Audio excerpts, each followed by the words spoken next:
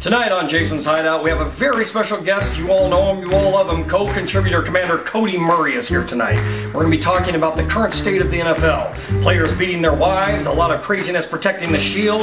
Who knows what we're going to talk about tonight? I'm sure I won't understand any of it.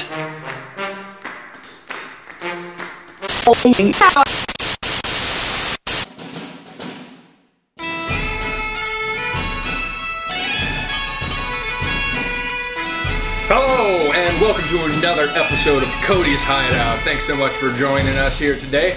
With me, as always, is the magnificent Jason Bailey. He's the man. Jason, go ahead and say hi to the lovely viewers. Hello, co-contributor Jason Bailey here. Jason Bailey, that's my man, that's my man. So, get here whenever I can.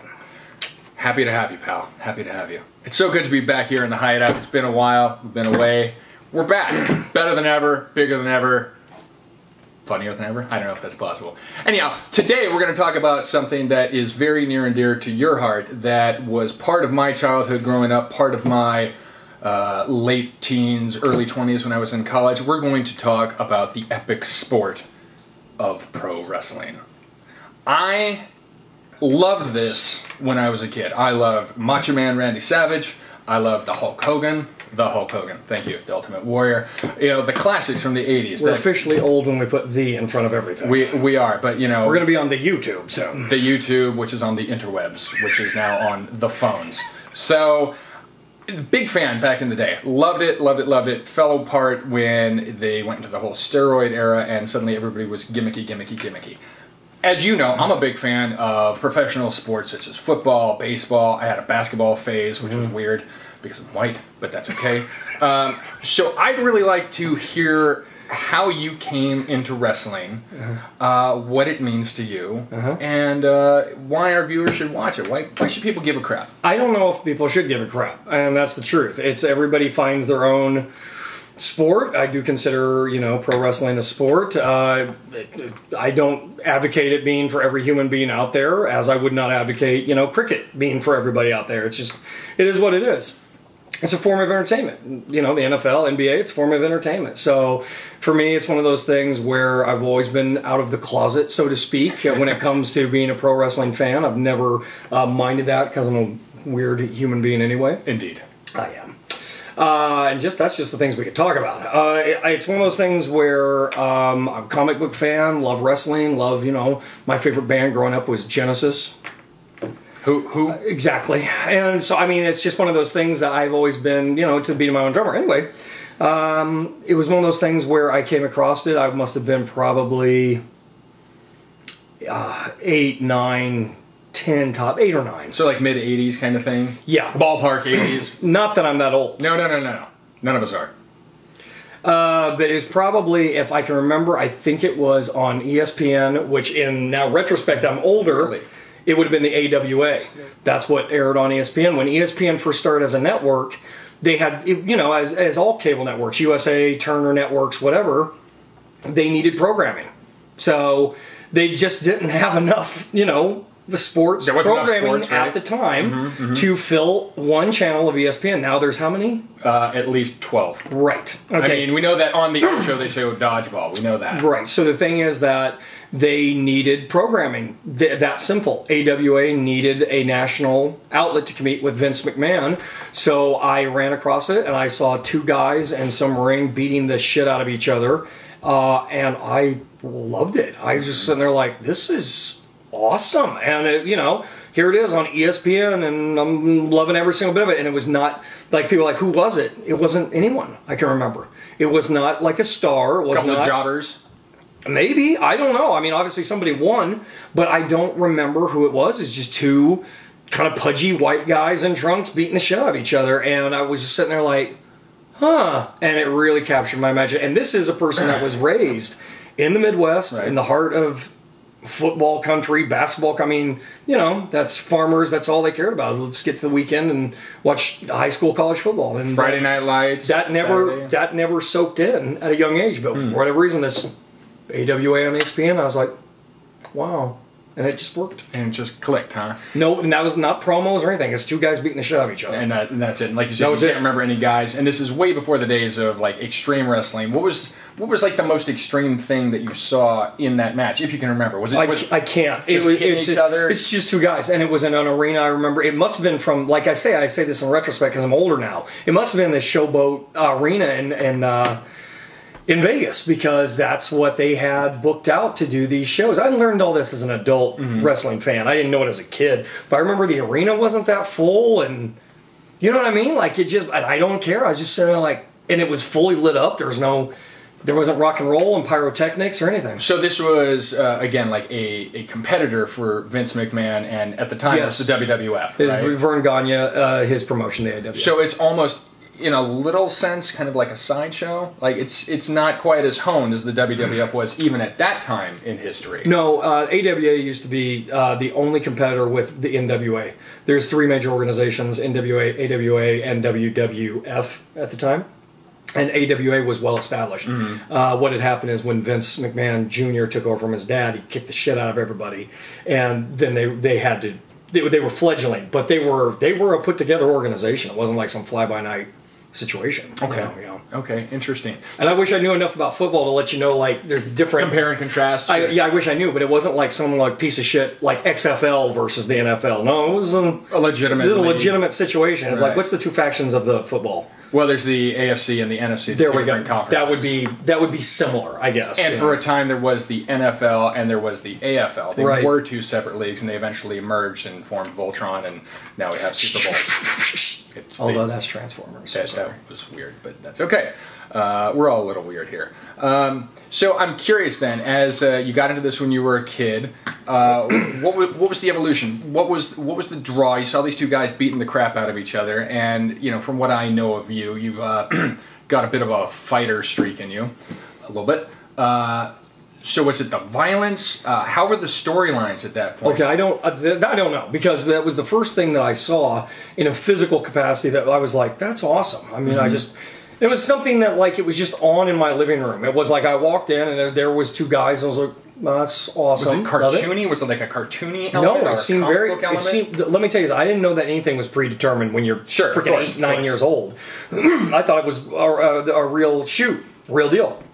Anyway, that was my first. Like, if someone said, "What's your first recollection? What captured your interest?" That was it.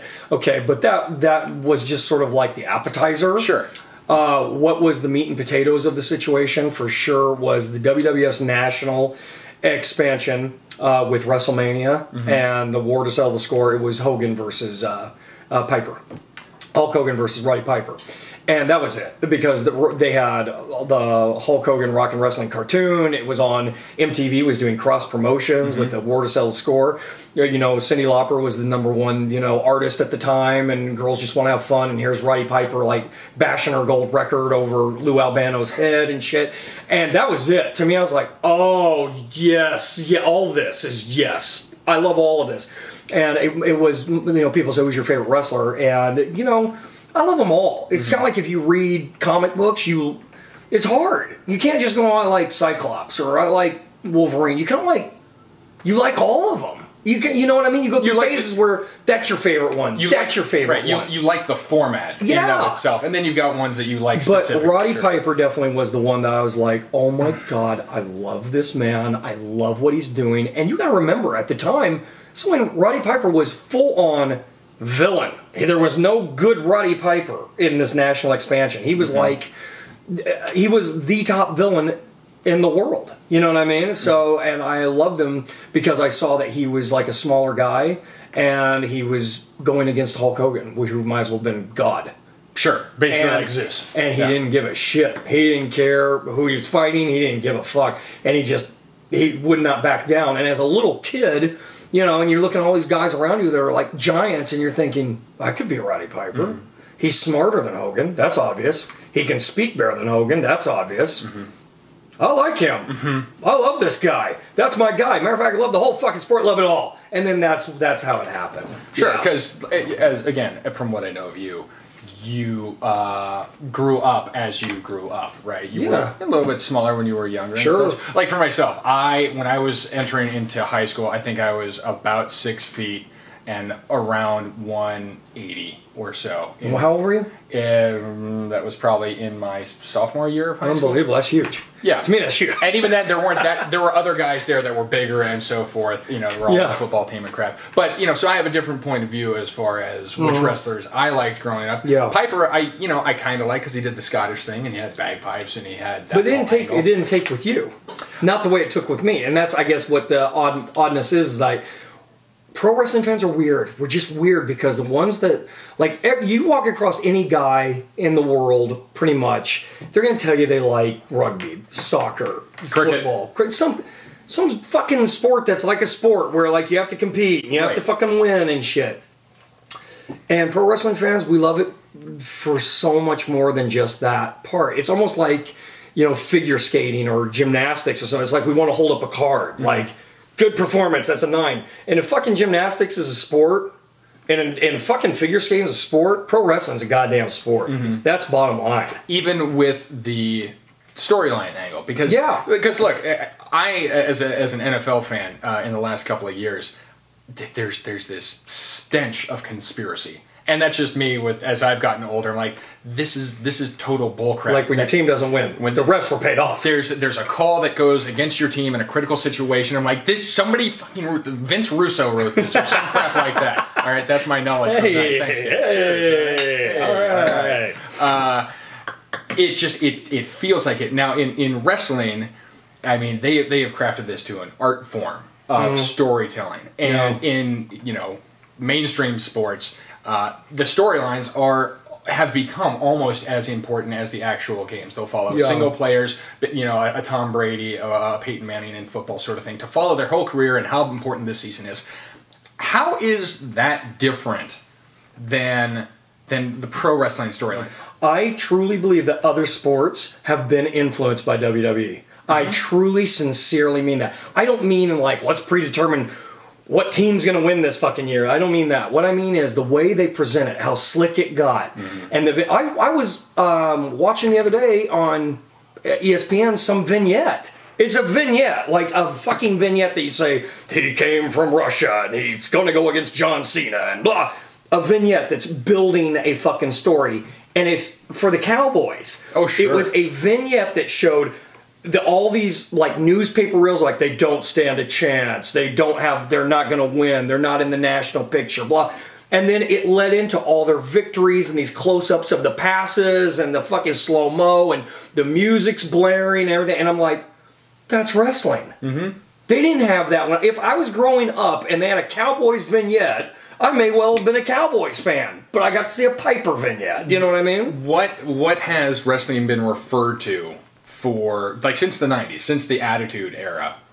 What do they call it? Sports entertainment. There you go. If Vince McMahon calls it sports entertainment, then that took over. You're a sports entertainer. You're a superstar. Exactly. So that covers everything. You're an entertainer. You don't just take body slams. You don't just do shit. You're actually an entertainer. I think there's an element of what you're saying about these promos and such. That plays into the NFL, into the NBA, into baseball. Well, who's the NFL guy that cut the promo last year? On the Richard Sherman on the Seahawks, who went nuts, like that. And I saw this because it's made it made like mainstream type news. Oh yeah, all over the place. So the woman goes to interview him, and he cuts the skating right into the camera. Yeah, he's like going like fucking nuts. You're gonna tell me I'm not better than him? I'm like, the best one. He's like saying was literally like, I prove him wrong, and I prove him wrong, and she's like, prove who wrong? That's a fucking wrestling promo. That didn't come from any other sport than fucking wrestling. And it's interesting to see guys nowadays, as Sherman's probably in his mid-20s, 25, 26, something like that, who probably like about 10 years younger than us, probably. Yeah, something like that, who grew up watching these. Would have been in their like 10, 11, 12 years old during Attitude Era. During one of the best eras. The best era. Hands down? Hands down. Even if you go... From an expert. Okay, so let me riddle me this, then. What makes the Attitude Era that superior to even the 80s era, which was like the golden era? Well, I actually had sent an email to the WWE at one point in time, probably a couple years ago, when they were asking for feedback on what future media they wanted. What would you like to see in Blu-rays and shit like that? And I said, I have been raised on WWF/E, like most kids were raised on Sesame Street Muppets. I've been raised on it. It's my what I grew up with. So when I was a kid, Roddy Piper's my fucking hero. Then I went through this middle school era where you shut the fuck up, don't tell anyone you're a wrestling fan, because that's for like, weirdo nerd. Yeah, exactly. Right. And then you come out of that, and that puberty era, and then you come out into college era, and it's the Attitude Era. Oh my fucking God. So everyone who was cheering for Hogan and Piper now is cheering for The Rock and Steve Austin? We all grew up, and it was this perfect time. Right. Vince McMahon, his back was against the wall. Vince Clortho, right? No. Okay, totally. Vince, so many Vinces, So the thing is that Vince McMahon he had his back against the wall and competing for his own livelihood. WWE was in a vicious war against Ted Turner's WCW. Right. And Ted was beating his ass in the ratings. I mean, there was for real, this is not made up, and people who know wrestling, I'm talking like this shit. But people who don't, which is the reason you're asking me, I guess the other 5 people. It's the thing where he almost lost his show on USA. It was like they didn't know if they were going to continue as the WWF/E. So it's awesome because you see someone like Vince McMahon, his ass is against the wall. You're going to fight hard. And he just took the gloves off and went, okay, then we're going to have better storylines. We're going to have better characters. I'm going to demand more from my performers. My performers are going to get more freedom to do what they want. And there you go. Attitude Era. They just took the censorship button off and said, what do you want to do? What character would you like to present? Which is not that different from the NWA back in the mid-'80s, by the way. It was just on a larger platform with a lot more fucking piss and vinegar. And you got to see performers go, I can do what? I'm going to be a porn star that gets my dick cut off? Hey, this is a good storyline. Yeah, why not? By the way, I didn't make that up. That's a fucking storyline. That's fucking great. You got fucking Steve Austin flipping the camera off and cussing and spraying people down with beer and just puppies. Exactly, puppies. You got freaking, he's stunning. He's beating up his boss. Honest to God, that is probably the best storyline. Well, Jim Ross, good old JR, if you know who he is, he actually said one day he doesn't know if they'll ever get back to the gold that was that storyline in professional wrestling ever again. Because Austin represents your pretty much your professional wrestling, average professional wrestling fan. If he could morph himself into a superhero, he'd probably be Stone Cold Steve Austin. And you're seeing him beat the shit out of the man. The guy's holding you down. The guy's telling you what to do. I don't like being told what to fucking do. Most people don't. And then here he is. And you get to see it every night. And he can actually do something. It's fucking gold. And here Vince is portraying himself as the overbearing asshole. I have more money than you. I'm going to tell you what to do. Gold. You're fire. Right, exactly. So the thing is, that's why it's gold. I mean, the thing is, Steve Austin, he gave this challenge out like, I challenge everyone in the locker room to go and make themselves get out there, take some chances, piss some people off. Vince's first reaction on a podcast that came up lately is, well, they shouldn't piss people off. Okay, well, Steve Austin challenge, and I love Steve Austin. Jesus Christ, I love Steve Austin. But it's bullshit because Vince is no longer against the wall, and he put his performers back in the cage. And he owns how much of wrestling now? All of it. Except TNA, which is a joke. Who runs was it Impact? Yes. Impact is owned by the Carter family, Dixie Carter. So separate from the WWE empire. Exactly. Yeah. But at any rate, he owns everything. He even owns the library. He owns the history of wrestling. He owns it all. Stock, lock, and barrel. So he can rewrite history if he wants. Sure. Go back and edit and show what he wants. That's why the Attitude Era was so great, because also, I mean, you had a performer like Steve Austin, you had a performer like Dwayne Johnson, The Rock, who are going to go, I mean, they're part of the Mount Rushmore now of professional wrestling, and we got to see 2 of them. At the same time. It's like seeing Muhammad Ali and Mike Tyson at the same time, at the same level in their career. That never happens. Right. Almost in any sport. You know what I mean? Sure. So that's why it was so great. So a couple more things real quick. I'm curious about where you think wrestling is going to go from here. If you think it will be accepted on a broader, more mainstream basis again, because in my opinion, the Attitude Era was it. Like you peaked. Vince shot his load all over everybody. Honestly, to me, the reason I have the WWE Network is to go back and watch the Attitude Era. Which is what I was going to talk about. With the advent of the network, as you guys call it, that gives everybody access to everything. A lot of it. Well, like how much of it? It's not as much as they promised, I can tell you that. And it's taking a little bit to get a lot of it out there. It's been out for what? A year? About a year now? Give or take. Yeah. Okay. Month.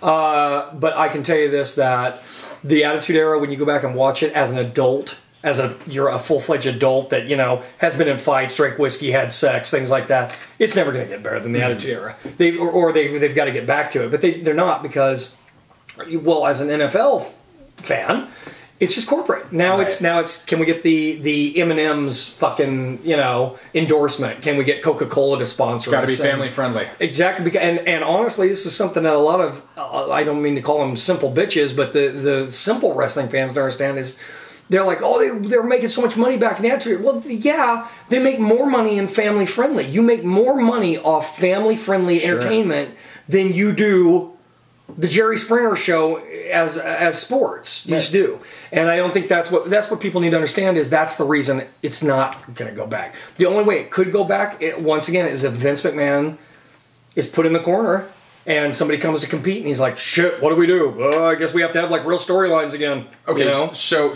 where do you think it's going to go? Do you think it's going to... It's going to become more and more corporate. Because there was a reason they changed it to WWE. It's not just the fucking World Wildlife Foundation or whatever, you know. It's more than that. He does want it to be. Vince McMahon has always wanted WWF, and he set himself to be like old school Star System Paramount Pictures. Mm-hmm. Gotcha. You know where you take a starlet, you bring him up, NXT, and then bring them up. You make them a star. They're under contract. You fucking own them. You start making movies with them. You make reality TV shows with them. You make music with them. That's his whole empire. It's not just wrestling, gotcha. And he's always that's where it's going. You're gonna have wrestlers be rap stars, better than John Cena. You're gonna have wrestlers be movie stars. You're gonna have wrestlers be, you know, authors, which they already are. Every form of entertainment Vince wants to own through the medium he understands and controls all of best. That's where it's going. Okay, so last question. Yes, sir. Possibly. Dream fight. You could take any wrestler from any two eras, from any era. Give me two wrestlers. Shit. Who would you have fight who? What kind of match would it be? Would it be a TLC, Hell in a Cell? Would it be, what is it, the Iron Man? What would be your dream match? Who would it be? I think a lot of them had already happened, quite frankly. But what I would have really liked to see, and I think a lot of wrestling fans would like to see, would have been Hulk Hogan versus Ric Flair in WrestleMania main event.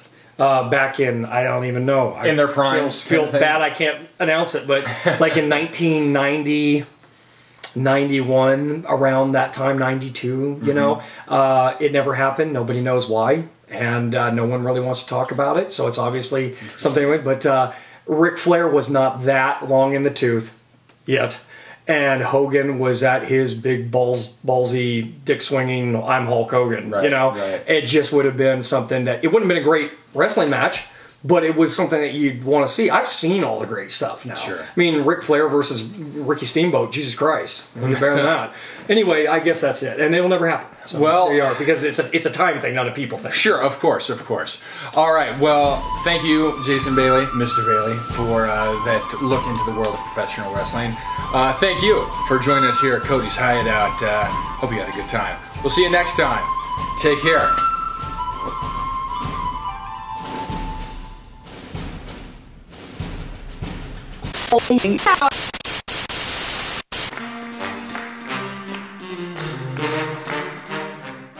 I can't believe they let Jim Harbaugh go. I'm pissed. Who's Jim Harbaugh? Is that your mom?